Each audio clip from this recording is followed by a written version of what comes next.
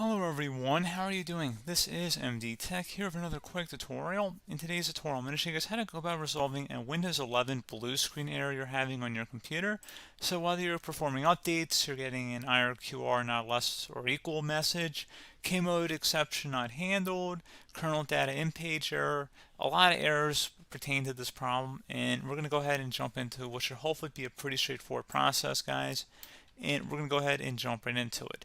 So first thing I'd recommend doing would be to actually go ahead and boot to the troubleshooting utility on Windows 11. So if you do a hard power off 3 times in a row, Windows should automatically attempt to launch the starter prepared utility. And if it doesn't find anything, it will give you the option to select advanced settings, in which case it will take you to a screen that looks like this. Now, if it does not take you to a screen that looks like this or you're unable to get to that, you can also download the Windows 10 Media Creation Utility, or Windows 11. They probably will make a creation utility for Windows 11 at some point.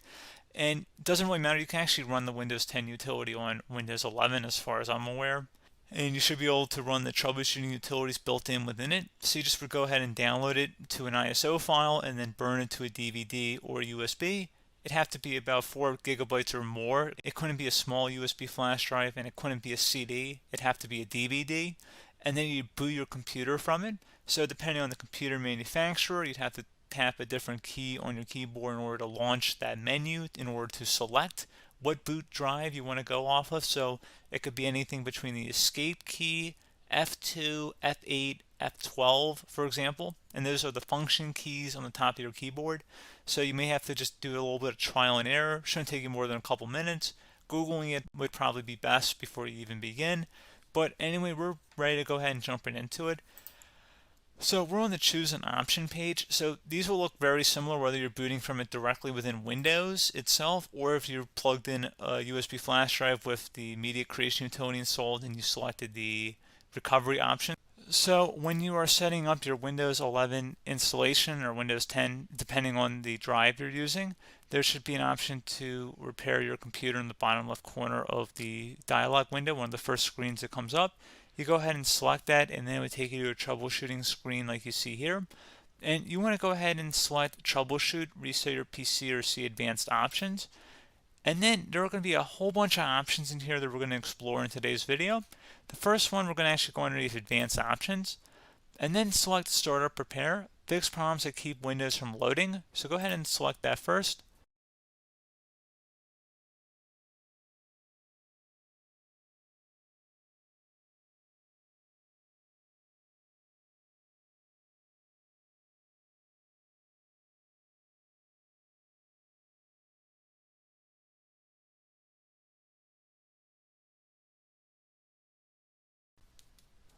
Okay, so you can see it could not repair our PC.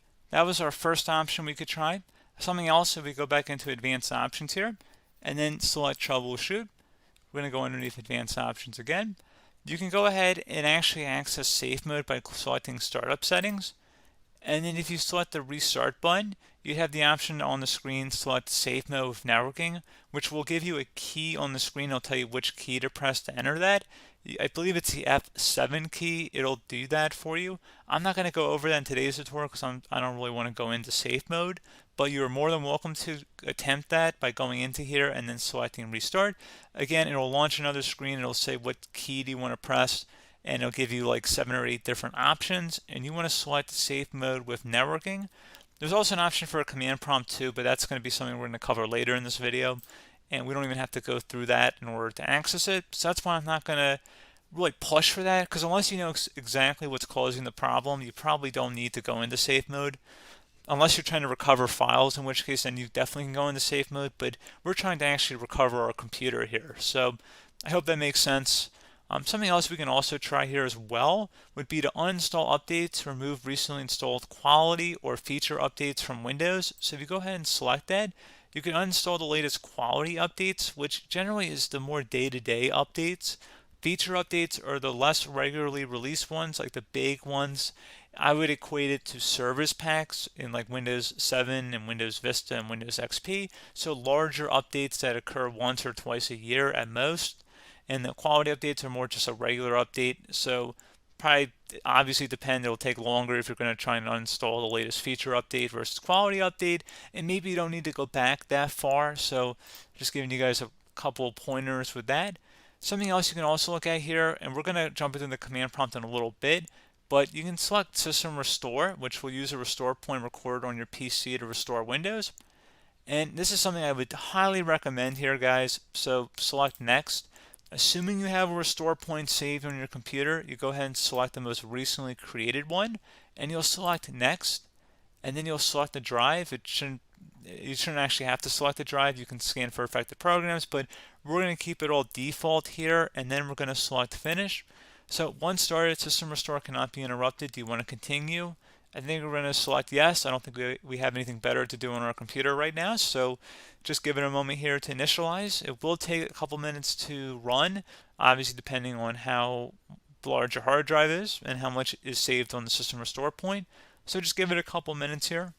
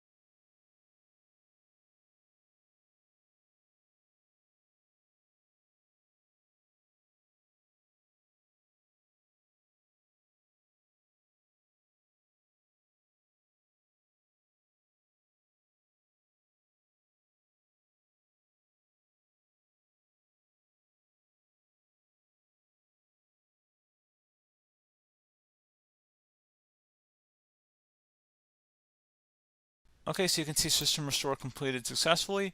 The system has been restored. Your documents have not been affected. Click the restart button to restart your computer. Go ahead and select restart.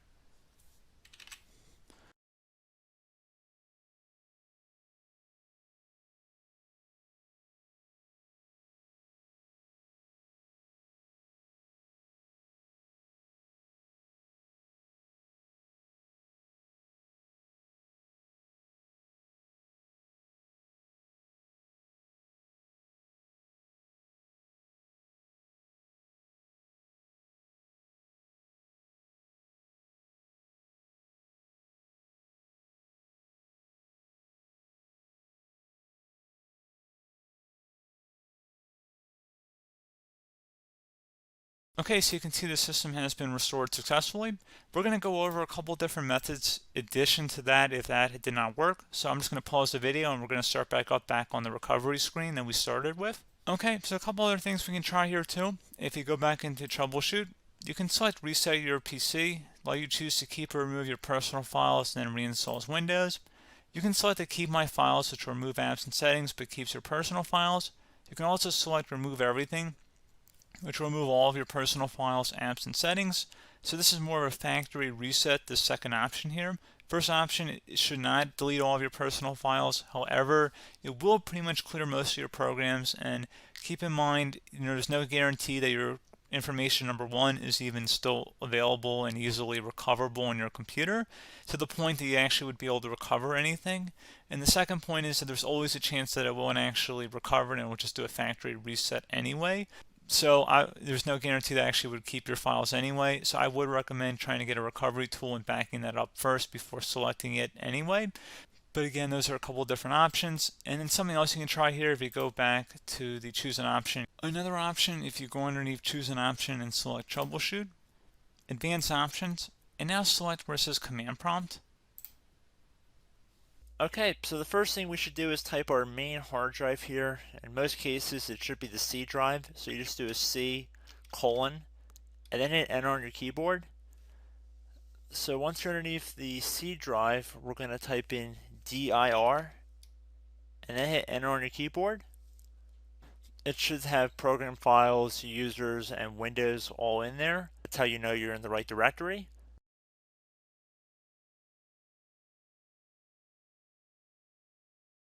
In some cases, it might be the D drive as well, so just keep that in mind.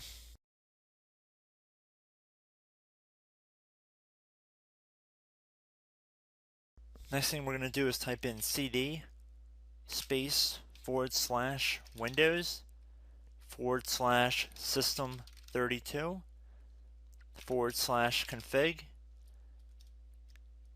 and then you're going to hit enter on your keyboard.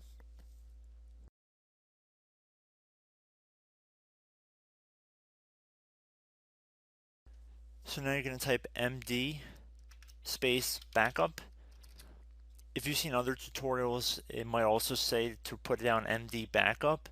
That's because the backup name is pretty common when you want to back something up. So you can name this whatever you want, doesn't have to be backup. So if you've already made a backup folder in the past, you could do backup 1, for example. So once you're done setting the name you want the backup to be called, hit enter on your keyboard again.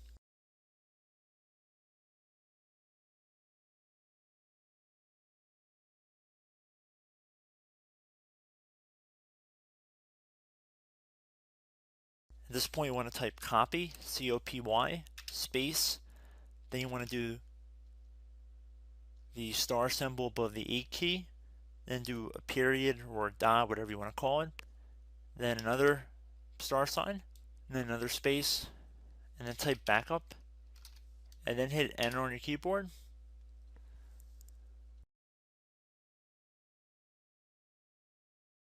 Now you want to type cd reg back, R-E-G-B-A-C-K, and then hit enter on your keyboard. So now that we are under the reg back, so now you want to type dir again, and then hit enter.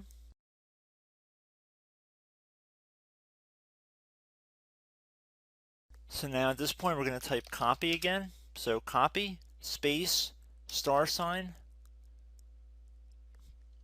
dot, another star sign, space, and then 2 dots. So we're going to type copy, space, star sign, dot, sign, star sign, dot dot, and then hit enter on your keyboard again. So for overwrite, you want to overwrite all.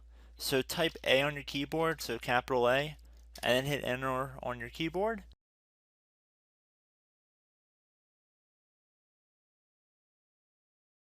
So at this point, you should be good to go. You can close out of the command prompt window, and if you accidentally continue to Windows 10, you should be all set.